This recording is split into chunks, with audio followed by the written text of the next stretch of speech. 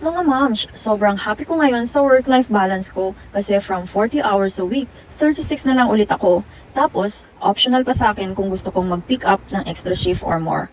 That means never pa akong nag-work ng minimum of 36 hours lang kada linggo. Diba, panalo? Tas alam nyo ba, na sa ganda ng sked ko, di ko na kailangan ng VL or PTO kasi may duty ako na once lang ang pasok ko sa isang linggo. Share ko lang yung schedule ko ha. So, kunwari, first week, bakbakan talaga yan. Mega work, like Monday, Tuesday.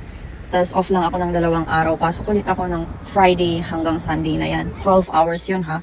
Pero, the following week, Thursday lang yung pasok ko. Like, Thursday 12 hours.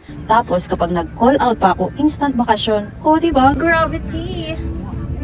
Pero di ko pa yun try ha. Anyway, kaya pala ganun yung sked ko kasi yung start ng week namin sa workplace is Thursday. Kaya dun mag-start yung bilangan ng 36 hours. Kaya kapag nakikita nyong ume-eme-eme na naman ako sa Facebook, lungkut-lungkutan, that means overwork na naman ang ate nyo. Pero bakasyon ang katapat niyan. Diba? Ayun na nga, sa ganda ng sked ko, hindi ko na kailangan ng PTO or VL para lang makapagbakasyon or para lang ma-achieve yung work-life balance na eme-eme natin. Kaya nag-modified compensation ako. Ito yung pay in lieu of benefits. Iniwe-waive ko lahat ng benefits like SL, VL, PTO, health insurance na ino-offer ng employer ko. Pero pwede naman akong kumuha. Meron pa ding 401k at iba pang benefits. Yung mga basic lang yung wala.